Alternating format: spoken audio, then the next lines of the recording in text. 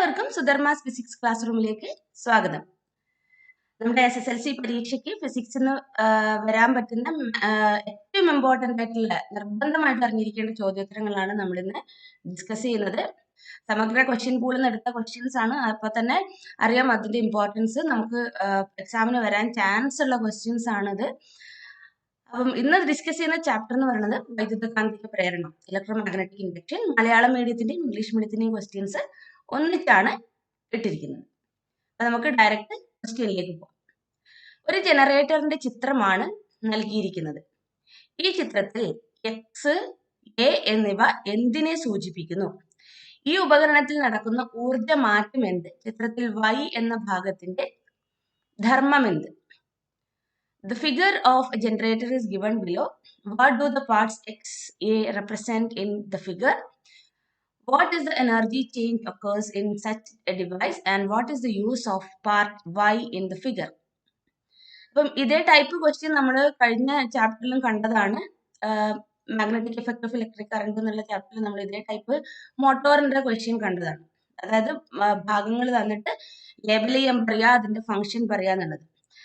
അപ്പൊ നമ്മുടെ ഹിന്റ്, അതിനുള്ള ആൻസർ കീ എന്ന് പറയുന്നത് നമുക്കറിയാം. ഇതിൽ ഒരുപാട് നമുക്ക് എക്സ്പ്ലനേഷൻ ഒന്നും ആവശ്യമില്ല, നമുക്ക് അതിന്റെ ആൻസർ മാത്രം അങ്ങ് എഴുതിയാൽ മതി. എക്സ്, എ എന്നിവ എന്തിനെ സൂചിപ്പിക്കുന്നു? എക്സ് എന്ന് പറയുന്നത് എന്താണ്?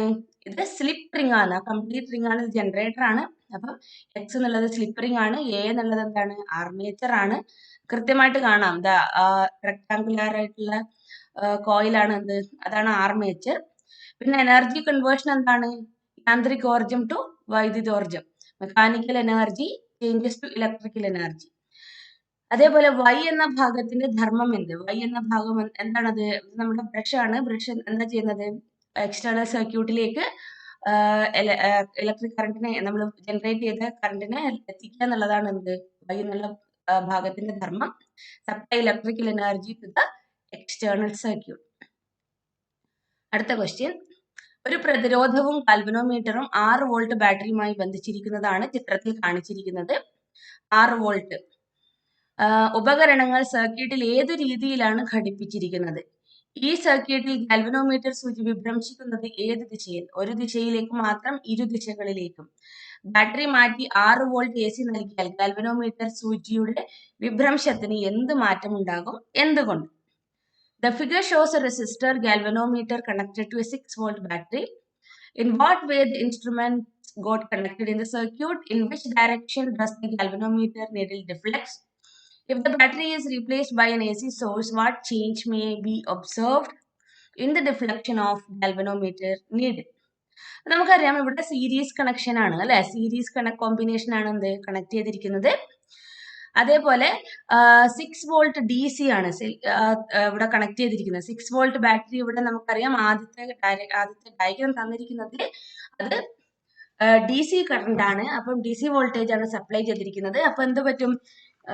ഗാൽവനോമീറ്റർ ഡിഫ്ലക്ഷൻ ഒരേ ദിശയിലേക്ക് മാത്രം, അതായത് ആദ്യത്തെ ഓപ്ഷൻ ഒരു ദിശയിലേക്ക് മാത്രമാണ് എന്ത് ഡിഫ്ലക്ഷൻ കാണിക്കുക. ഇനി AC 6 വോൾട്ട് AC കൊടുത്തു കഴിഞ്ഞാൽ എന്ത് പറ്റും? AC കൊടുത്തു കഴിഞ്ഞാൽ നമുക്കറിയാം ഡയറക്ഷൻ റിവേഴ്സസ് കണ്ടിന്യൂസ്ലി. ഡയറക്ഷൻ, ഗാൽവനോമീറ്ററിന്റെ ഡയറക്ഷൻ അങ്ങോട്ടും ഇങ്ങോട്ടും മാറിക്കൊണ്ടിരിക്കും. എന്തുകൊണ്ടാ? AC എന്ന് പറഞ്ഞാൽ ആൾട്ടർനേറ്റിംഗ് കറണ്ട് ആണ് അല്ലെ. അപ്പം നേർധാരാ വൈദ്യുതിയും പ്രത്യാവർത്തി ധാരാ വൈദ്യുതിയും നമ്മൾ ഡിഫറൻസ് പഠിച്ചതാണ്. അപ്പം രണ്ട് ഡയറക്ഷനിലേക്ക് മാറിക്കൊണ്ടേയിരിക്കും, പീരിയോഡിക്കലി ചേഞ്ച് ചെയ്യും എന്ത് ഡയറക്ഷൻ ആൻഡ് മാഗ്നിറ്റ്യൂഡ് എന്തിൽ AC-യിൽ. അതാണ് ഇവിടെ വരുന്ന വ്യത്യാസം. അടുത്ത question. In our country, the frequency of AC produced for transmission is 50 Hz. What does this mean by the frequency of AC? In 1 second, how many times the direction of EMF changes? അപ്പൊ നമ്മളോട് ചോദിച്ചിരിക്കുന്നത് എന്താണ്? In our country, the frequency of AC produced for transmission is 50 Hz. നമ്മുടെ രാജ്യത്ത് വിതരണത്തിന് വേണ്ടി ഉൽപ്പാദിപ്പിക്കുന്ന AC-യുടെ ആവൃത്തി 50 Hz ആണ്. AC-യുടെ ആവൃത്തി എന്നതുകൊണ്ട് എന്താണ് അർത്ഥമാക്കുന്നത്? AC-യുടെ ആവൃത്തി എന്ന് പറഞ്ഞാൽ എന്താണ്? Number of cycles in 1 second. ഏത് വേവിന്റെയും ഫ്രീക്വൻസി എന്ന് പറഞ്ഞാൽ എന്താണ്? Number of oscillations in 1 second. ഇവിടെ ഒരു സെക്കൻഡിൽ എത്ര പ്രാവശ്യം അത് current direction and magnitude change ചെയ്യുന്നുണ്ട് എന്നുള്ളതാണ് എന്ത് അതിന്റെ ഫ്രീക്വൻസി കൊണ്ട് ഉദ്ദേശിക്കുന്നത്. അപ്പൊ നമ്മുടെ രാജ്യത്തുള്ള ഫ്രീക്വൻസി എത്രയാണ്? 50 ഹെർട്സ് ആണ്. വൈദ്യുത പ്രവാഹത്തിന്റെ ദിശ ഒരു സെക്കൻഡിൽ എത്ര തവണ മാറുന്നുണ്ട്? ഒരു സെക്കൻഡിൽ 50 ഹെർട്സ്, 50 ഓസിലേഷൻസ് ഇൻ 1 സെക്കൻഡ് എന്നാണ്. അപ്പൊ നമുക്ക് പറയാം ഇവിടെ 100 തവണയാണ്, 50 അല്ല 100 തവണയാണ് എന്ത് ഡയറക്ഷൻ ചേഞ്ച് ചെയ്യുന്നത്. ഡയറക്ഷൻ ചേഞ്ച് ചെയ്യുന്നത് 100 തവണയാണെന്ന് വെച്ചാൽ ഒരു വേവ് എന്ന് പറയുന്നത്, ഒരു വേവ് ഇവിടെ ഒരു ഡയറക്ഷൻ പോസിറ്റീവ് ഡയറക്ഷൻ, ഇവിടെ നെഗറ്റീവ് ഡയറക്ഷനിലേക്ക് പോയി. അപ്പൊ ഇത് ഒരു ഓസിലേഷൻ ആയിട്ട് എടുത്തു കഴിഞ്ഞാൽ ഒരു ഓസിലേഷൻ എത്രയായി? 2 തവണ ഡയറക്ഷൻ ചേഞ്ച് ആയി. അപ്പം നമുക്ക് 50 ഹെർട്സ് എന്ന് പറഞ്ഞാൽ ഒരു 1 വേവ് നമുക്ക് എന്ത് പറയാൻ പറ്റും? 2 ടൈംസ് വരും. അപ്പൊ എത്ര വരും? 50 ഹെർട്സ് എന്ന് പറഞ്ഞാൽ എന്താണ്? 50 വേവ്സ് വരും. 50 വേവ്സ് എന്ന് പറഞ്ഞാൽ 100 ടൈംസ്. അങ്ങനെയാണ് നമ്മൾ അതിന്റെ കാൽക്കുലേറ്റ് ചെയ്യേണ്ടത്. 100 ടൈംസ് ഇൻ 1 സെക്കൻഡ് ആണ് എന്ത് ഇന്ത്യയിൽ AC-ന്റെ ഫ്രീക്വൻസി ചേഞ്ച് ആവുന്നത്. അടുത്ത ക്വസ്റ്റ്യൻ, ചിത്രത്തിൽ ഒരു സോളിനോയിഡ് ഗാൽവനോമീറ്ററുമായി ബന്ധിപ്പിച്ചിരിക്കുന്നു. ഒരേ ശക്തിയുള്ള കാന്തം ഈ സോളിനോയിഡിലൂടെ അകത്തേക്കും പുറത്തേക്കും ഒരേ വേഗതയിൽ ചലിപ്പിക്കുന്നു. ഏത് സോളിനോയിഡിലായിരിക്കും വൈദ്യുത പ്രവാഹ തീവ്രത കൂടുതൽ? ഏതിലായിരിക്കും വൈദ്യുത പ്രവാഹ തീവ്രത കൂടുതൽ? അപ്പൊ ഇവിടെ നമുക്ക് ആദ്യം നോക്കേണ്ടത് 10 ചുറ്റുകൾ, 5 ചുറ്റുകൾ, ഇവിടെ 5 ചുറ്റുകൾ. അപ്പൊ നമുക്ക് എന്ത് പറയാൻ പറ്റും? നമുക്കറിയാം ചുരുളുകളുടെ എണ്ണം കൂടുമ്പോൾ എന്ത് പറ്റും? ചുരുളുകളുടെ എണ്ണം കൂടുമ്പോൾ നമുക്ക് വൈദ്യുത പ്രവാഹ തീവ്രത കൂടുതലായിരിക്കും. BC സർക്യൂട്ടുകളിൽ കാന്തം സോളിനോയിഡിന് അകത്തേക്ക് പ്രവേശിക്കുമ്പോൾ ഗാൽവനോമീറ്റർ സൂചിയുടെ വിഭ്രംശത്തിൽ കാണുന്ന മാറ്റമെന്ത്? അതായത് ഇവിടെ നോക്ക്, BC എന്നീ സർക്യൂട്ടുകൾ, അതായത് ലാസ്റ്റ് 2 സർക്യൂട്ടുകളിൽ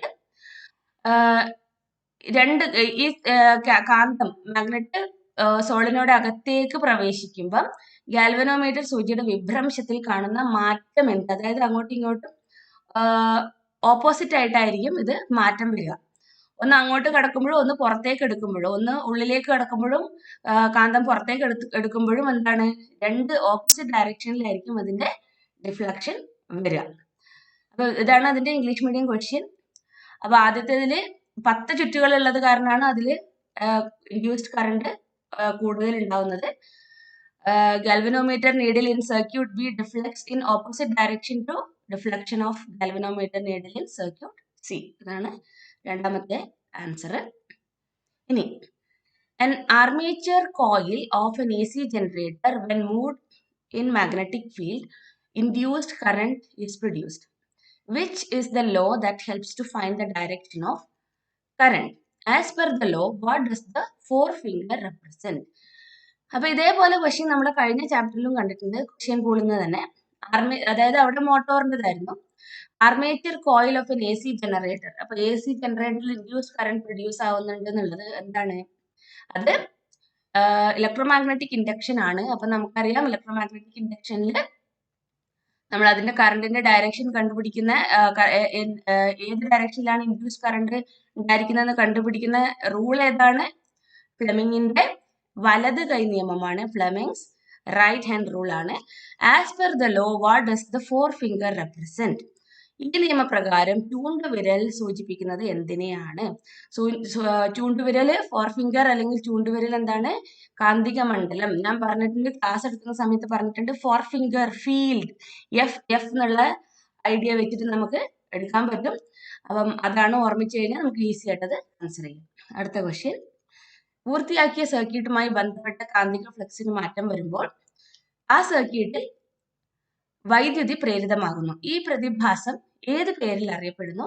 ഇത് പ്രയോജനപ്പെടുത്തി പ്രവർത്തിക്കുന്ന ഒരു ഉപകരണം ഏത്? അപ്പൊ നമുക്കറിയാം എന്താണ്? whenever change occurs to the magnetic flux connected to a closed circuit, a current is induced. What is the phenomenon known as? Name an instrument that works on this principle. അപ്പം ഒരു ഇൻസ്ട്രുമെന്റിന്റെ പേര് എഴുതേണ്ടത്. അപ്പം ഫിനോമിനൻ ഏതാണ്? Electromagnetic induction ആണ്. നമുക്ക് ഏതെങ്കിലും instrument, നമുക്ക് മെയിൻ ആയിട്ട് നമുക്ക് ജനറേറ്റർ തന്നെ എഴുതാം, അതാണ് സേഫ്. ജനറേറ്റർ എഴുതാം, മൈക്രോഫോണും എഴുതാം. അടുത്ത question, find the correct statement or statements from those given below. താഴെ പറയുന്ന പ്രസ്താവനകളിൽ നിന്നും ശരിയായവ കണ്ടെത്തുക. അതായത് ഒന്നിൽ കൂടുതൽ ശരിയായ പ്രസ്താവന ഉണ്ടാവാം. അപ്പൊ തന്നിരിക്കുന്നതെല്ലാം കൃത്യമായി വായിക്കാം. When a magnet is moved close to a solenoid, the magnetic flux linked with the solenoid will decrease. കാന്തത്തെ സോളിനോയിഡുമായി അടുപ്പിക്കുമ്പോൾ സോളിനോയിഡുമായി ബന്ധപ്പെടുന്ന കാന്തിക ഫ്ലക്സ് കുറയുന്നു. ഡിക്രീസ് അങ്ങനെയാണോ നമ്മൾ പഠിച്ചത്? അല്ല, കൂടുകയാണ്. When a magnet is moved close to a solenoid, the magnetic flux linked with the solenoid will increase. Increase ആണ് ചെയ്യുക, കൂടുകയാണ് ചെയ്യുക. അപ്പൊ അത് കറക്റ്റ് ആണ്. When a magnet is moved close to the solenoid, the magnetic flux linked with the solenoid remains same. ഇതല്ല, ഇതുമല്ല. അപ്പൊ എന്താണ്, നമുക്ക് രണ്ടാമത്തെ സ്റ്റേറ്റ്മെന്റ് ആണ് കറക്റ്റ്. അടുത്ത question. The figure given below shows an instrument that changes sound energy into electrical energy. Name the parts A and B in the figure. ചിത്രത്തിൽ A B ശബ്ദോർജം വൈദ്യുതോർജമായി മാറ്റുന്ന ഉപകരണമാണ് ചിത്രത്തിൽ. എ ബി എന്നിവ തിരിച്ചറിയുക. എ എന്താണ് ഇവിടെ നോക്കൂ. എ എന്താണ്? ഡയഫ്രം ആണ്. ബി എന്നുള്ളത് വോയിസ് കോയിൽ ആണ്. കൃത്യമായിട്ട് ഇവിടെ അടയാളപ്പെടുത്തിയിട്ടുണ്ട്. എ ഡയഫ്രം ആണ്, ബി വോയിസ് കോയിൽ ആണ്. In such an instrument, explain how the sound energy is changed into electrical energy. അപ്പൊ എങ്ങനെയാണ് വരുന്നത്? When sound signal falls on the diaphragm, it vibrates. This causes voice coil to vibrate. Placed in the magnetic field, flux linked with the voice coil changes and electrical signals are produced. ഇവിടെ എന്താണ്? ശബ്ദോർജത്തിനെ വൈദ്യുതോർജമാക്കി മാറ്റുകയാണ്. അപ്പം sound ഉണ്ടാക്കുമ്പോൾ നമ്മൾ സംസാരിക്കുന്ന സമയത്ത് ഇവിടെയുള്ള diaphragm vibrate ചെയ്തിട്ട് ഇവിടെ വോയിസ് കോയിലിൽ തട്ടിയിട്ട് അവിടെ ഉണ്ടാക്കപ്പെടുന്ന ആ വൈബ്രേഷൻസ് അതുമായി ബന്ധപ്പെട്ട കാന്തിക ഫ്ലക്സിൽ മാറ്റം വരുത്തും. അപ്പൊ അങ്ങനെയാണ് എന്ത്, വോയിസ് കോയിൽ കമ്പനം ചെയ്യുമ്പോഴാണ് എന്ത്, ഫ്ലക്സിൽ ചേഞ്ച് വരുന്നത്. അപ്പോഴാണ് അപ്പുറത്തേക്ക് ഈ വോയിസിനെ നമ്മൾ ഇലക്ട്രിക്കൽ സിഗ്നൽസ് ആക്കി മാറ്റുന്നത്. അടുത്ത question. Some relationship regarding transformers are given below. Among these, select and write down the one that relates to step-up transformer. Some relations regarding transformers. അത് ഒരേ ക്വസ്റ്റ്യൻ റിപ്പീറ്റ് ആയതാണ്. ട്രാൻസ്ഫോമറുകളെ സംബന്ധിക്കുന്ന ചില ബന്ധങ്ങൾ താഴെ തന്നിരിക്കുന്നു. ഇവയിൽ നിന്നും സ്റ്റെപ്പ് അപ്പ് ട്രാൻസ്ഫോമറിനെ സംബന്ധിക്കുന്നത് തെരഞ്ഞെടുത്തെഴുതുക. Step up transformer. Step up transformer എന്ന് പറഞ്ഞാൽ എന്താ? നമ്മുടെ എ സി വോൾട്ടേജിനെ ഇൻക്രീസ് ചെയ്യുന്ന എ സി വോൾട്ടേജിനെ ഇൻക്രീസ് ചെയ്യുന്ന ഡിവൈസ് ആണ് എന്ത്, സ്റ്റെപ്പ് അപ്പ് ട്രാൻസ്ഫോമർ. അപ്പൊ അതില് നമുക്ക് ഇവിടെ തന്നിരിക്കുന്ന അതിൽ ഏതൊക്കെയാണ് കറക്റ്റ് എന്നുള്ളത് നോക്കാം. V S greater than V P. നമുക്കറിയാം secondary voltage is greater than primary voltage അല്ലെ. സെക്കൻഡറിയിലുള്ള വോൾട്ടേജ് ആണ് എന്ത്, പ്രൈമറിനെക്കാളും കൂടുതൽ. അപ്പൊ അത് കറക്റ്റ് ആണ്.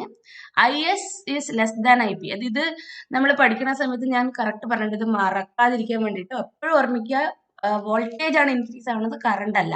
അപ്പൊ സ്റ്റെപ്പ് അപ്പ് ട്രാൻസ്ഫോമർ എന്ന് പറഞ്ഞാൽ സെക്കൻഡറി വോൾട്ടേജ് ആണ്. നമ്മൾ കൊടുത്ത കുറച്ചുള്ള ഒരു വോൾട്ടേജ് സെക്കൻഡറിയിൽ അത് ഇൻക്രീസ് ആയി വരും.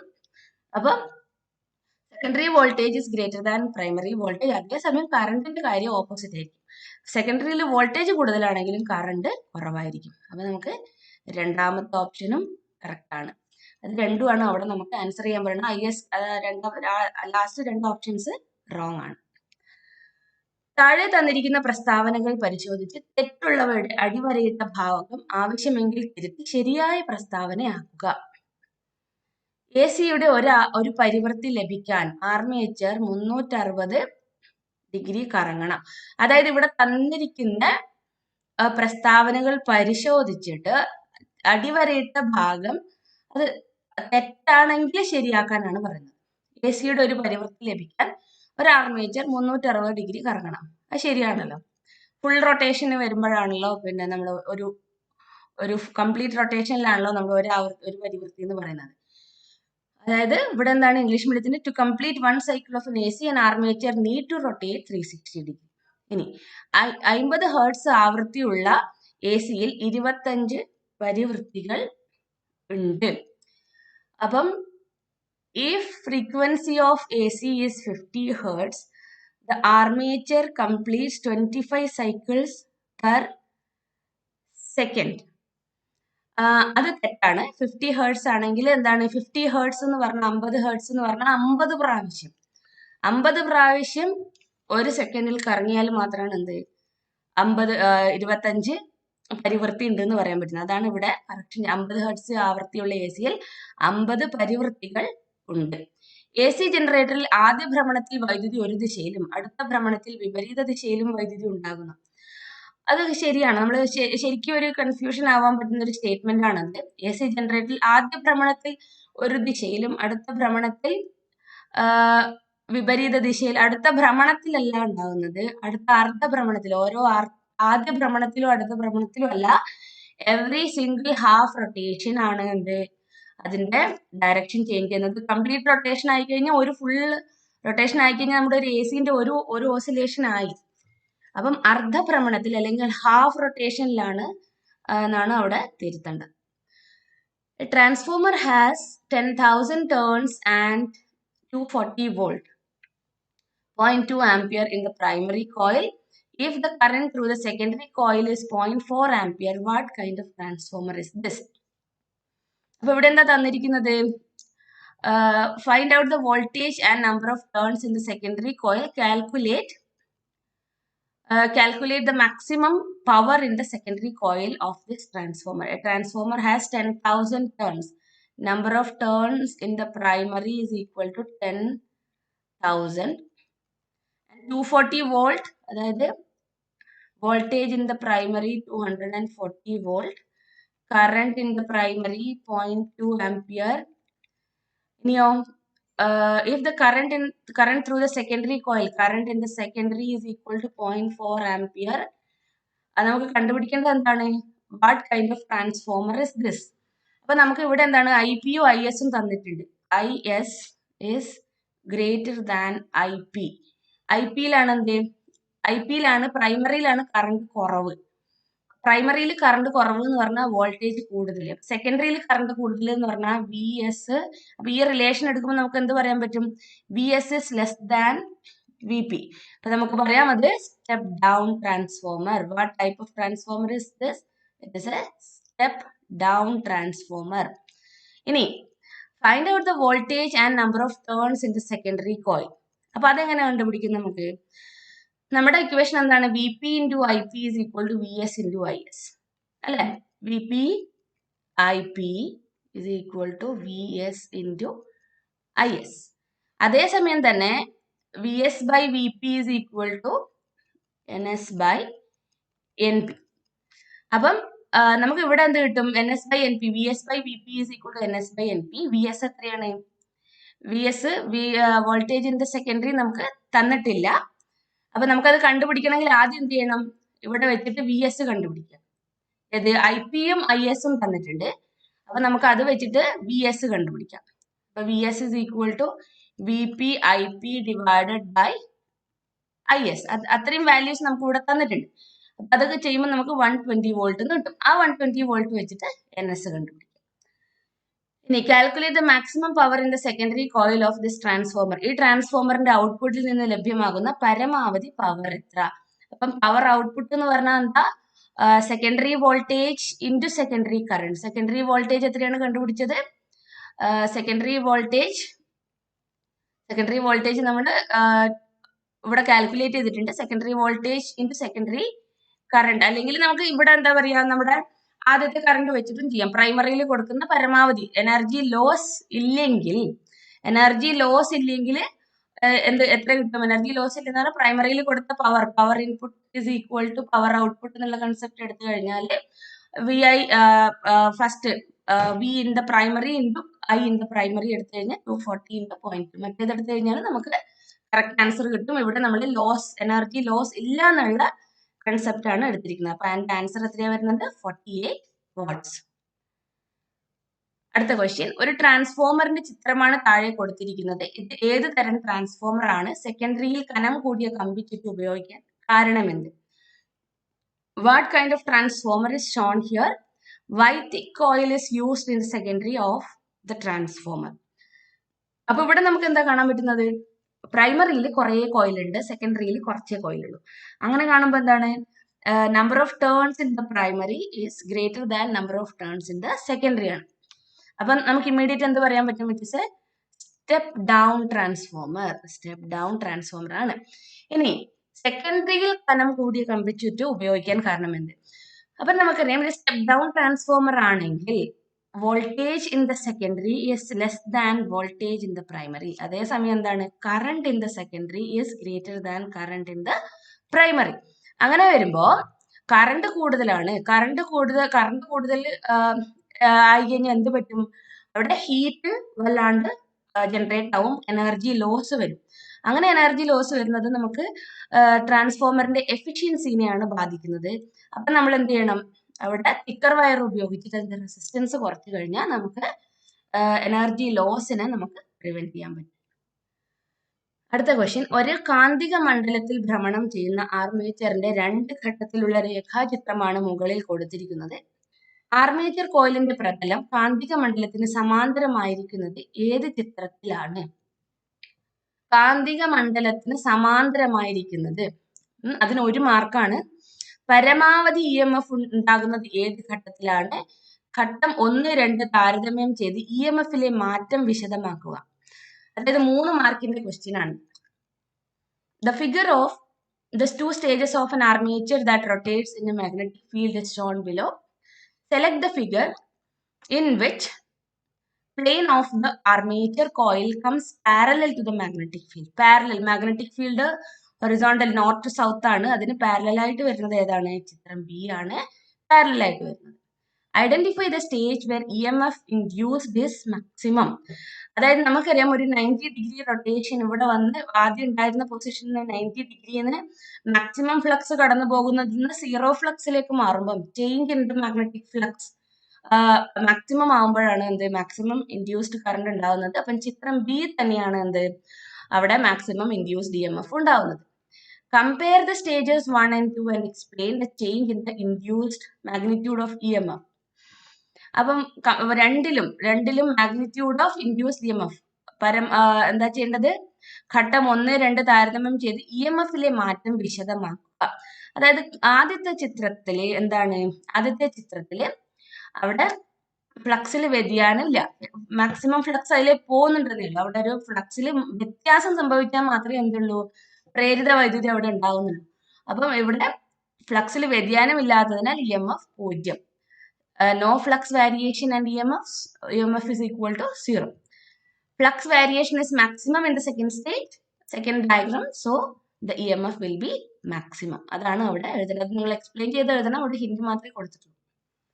ഇനി name the electronic components given below, and if each of this is connected to an AC circuit, which circuit has more power loss? Why? താഴെ തന്നിരിക്കുന്ന ഇലക്ട്രോണിക് ഘടകങ്ങളുടെ പേര് എഴുതുക, അതായത് സിംബൽസ് കാണിച്ചിരിക്കുന്നതിന്റെ പേര് എഴുതുക.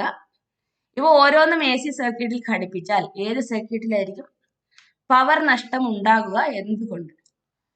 അപ്പൊ നമുക്കറിയാം ഒന്ന് റെസിസ്റ്ററും ഒന്ന് ഇൻഡക്ടറും ആണ്, പ്രതിരോധകവും ഇൻഡക്ടറും ആണ്. പവർ നഷ്ടം ഏതിലായിരിക്കും കൂടുതൽ ഉണ്ടാകുക? അത് റെസിസ്റ്റർ കണക്ട് ചെയ്ത സർക്യൂട്ടിലായിരിക്കും. എന്തുകൊണ്ടാ? റെസിസ്റ്ററിലാണ് നമ്മുടെ ഹീറ്റിന്റെ രൂപത്തിൽ, താപത്തിന്റെ രൂപത്തിൽ എനർജി ലോസ് ആവുന്നത്. ഇനി അടുത്ത ട്രാൻസ്ഫോമറിന്റെ കണക്ക് തന്നെയാണ്. ഒരു ട്രാൻസ്ഫോമറിന്റെ ചിത്രമാണ് താഴെ കൊടുത്തിരിക്കുന്നത്. ഇൻപുട്ടിൽ 12 വോൾട്ട് DC നൽകിയാൽ ഔട്ട്പുട്ട് വോൾട്ടേജ് എത്ര?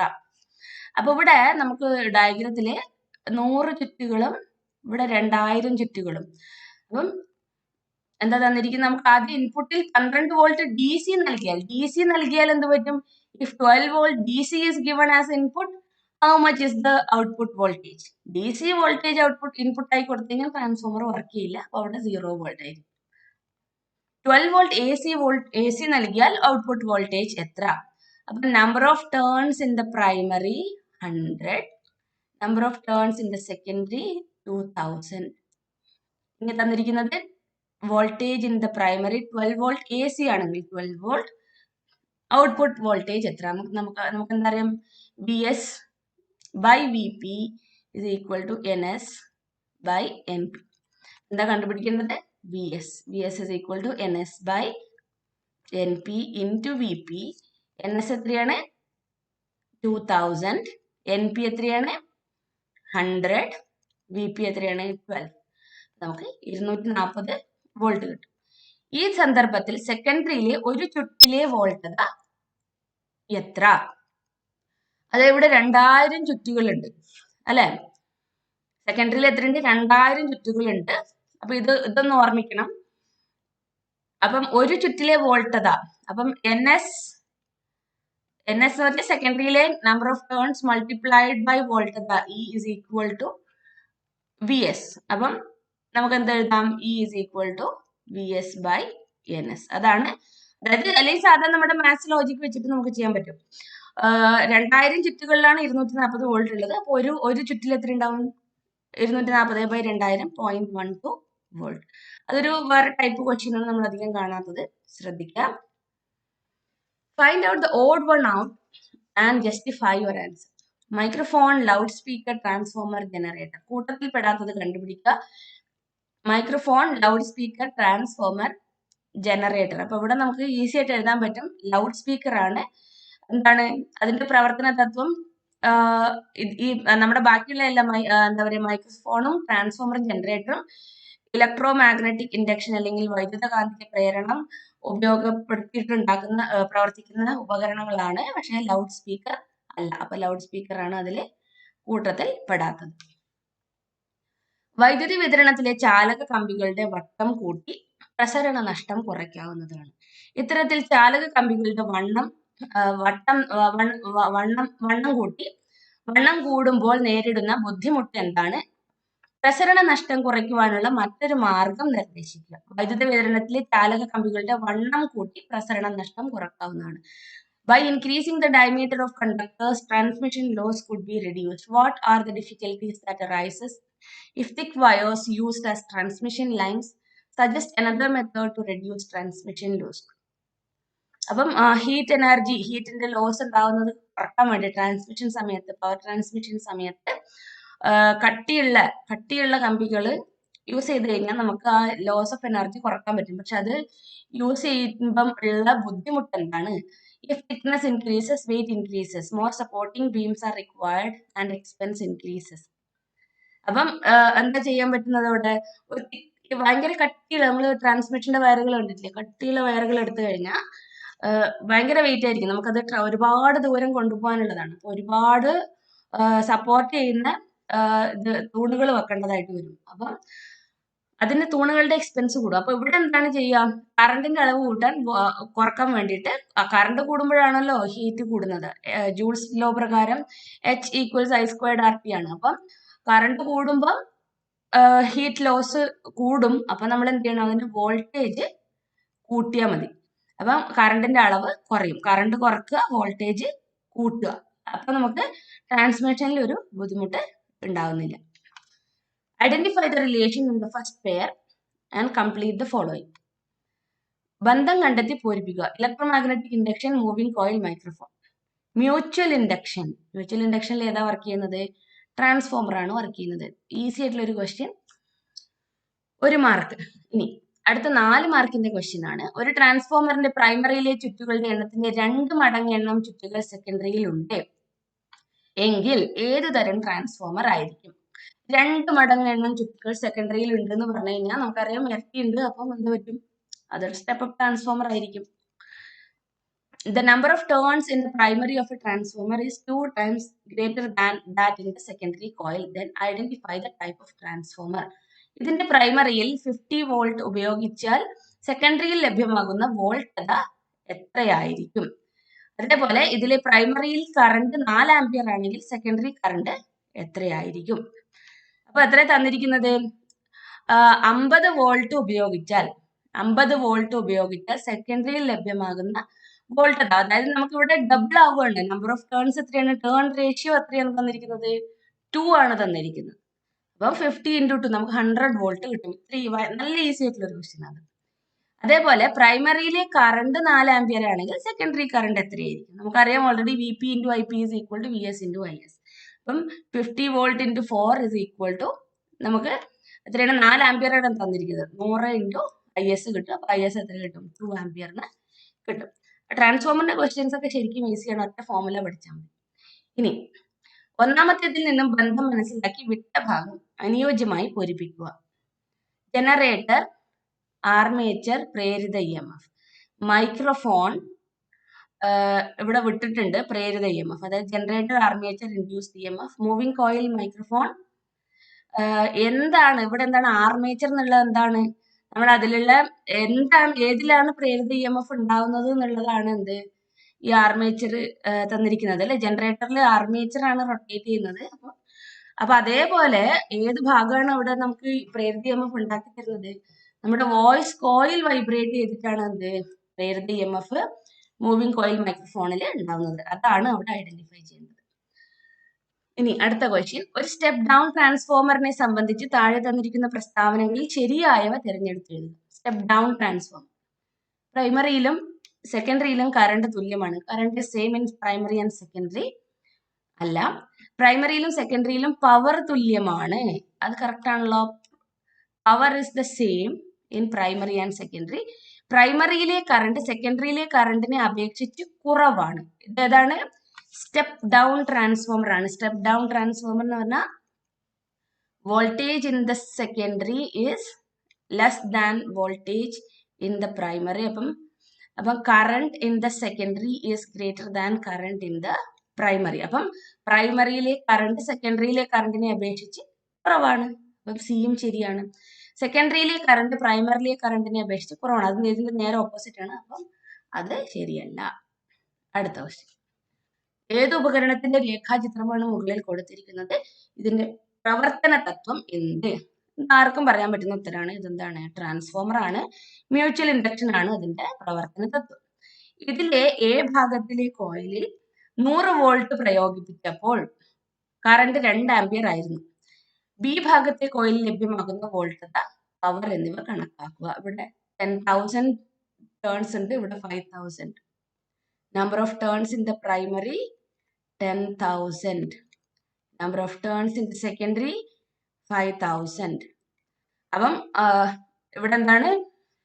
When 100 volt AC is applied at A എന്നുള്ളത് പ്രൈമറി ആണ്. V in primary is equal to 100 volt. അപ്പം കറണ്ട് ഇൻ ദ പ്രൈമറി എത്രയാണ് തന്നിരിക്കുന്നത്? 2 ampere.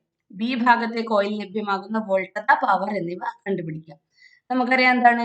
VS by VP is equal to NS by I ഒന്നേ തന്നിട്ടുള്ളൂ. NS by NP എടുക്കാം. NP അപ്പൊ നമുക്ക് എന്താണ് കണ്ടുപിടിക്കേണ്ടത്? VS. അപ്പം VS is equal to NS by NP into VP. NS 5,000, NP 10,000 multiplied by VP. VP is 100. അപ്പൊ നമുക്ക് ഇവിടെ 50 വോൾട്ട് എന്ന് കിട്ടും. ഇനി അതേപോലെ പവർ എന്നുള്ളത് എന്താണ്? V into I ആണ്. V എത്രയാണ്? 100 ആണ്. കറണ്ട് 2 ആംപിയർ ആണ്. 200 വാട്ട്. ഇൻപുട്ട് പവറും ഔട്ട്പുട്ട് പവറും സെയിം ആണ്.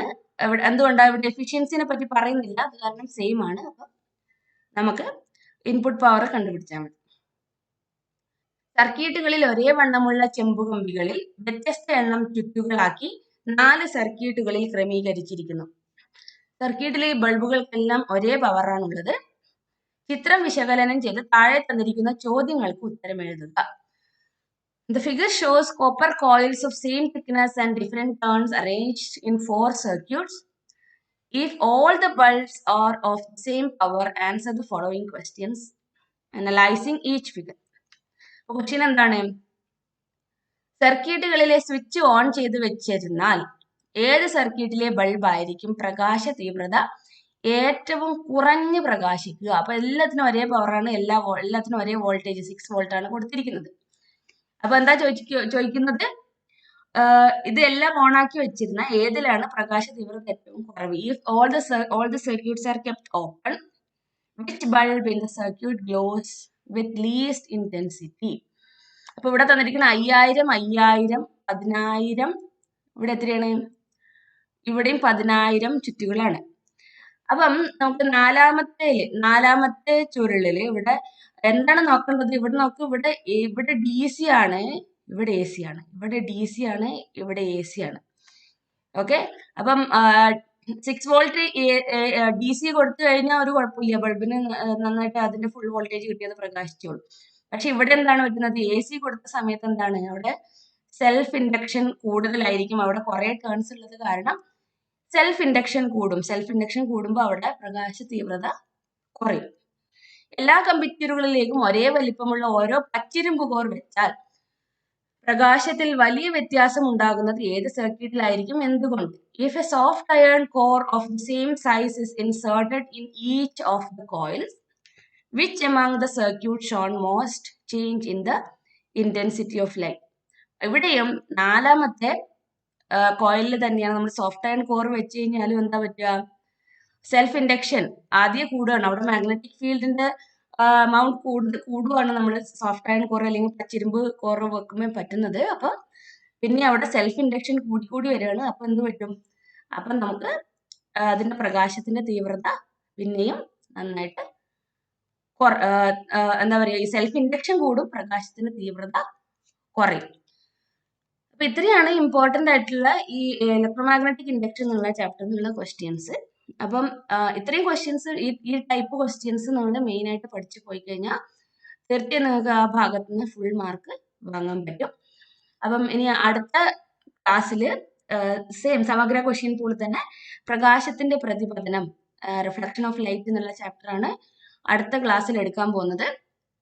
അപ്പം കഴിഞ്ഞ ബാക്കി ആദ്യത്തെ 2 ചാപ്റ്ററിന്റെ ക്വസ്റ്റ്യൻ പൂൾ ഇട്ടിട്ടുണ്ട്. കാണാത്ത കുട്ടികളുണ്ടെങ്കിൽ അതിന്റെ ലിങ്ക് ഞാൻ ഡിസ്ക്രിപ്ഷൻ ബോക്സിൽ ഇടാം.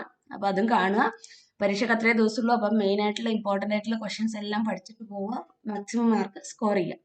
ഓക്കെ, അപ്പൊ അടുത്ത ക്ലാസ്സിൽ പ്രകാശത്തിന്റെ പ്രതിപതനം എന്നുള്ള ചാപ്റ്ററിന്റെ ക്വസ്റ്റ്യൻ പൂളായിട്ട് കാണാം. നന്നായിട്ട് പഠിക്കുക. All the best. Thank you.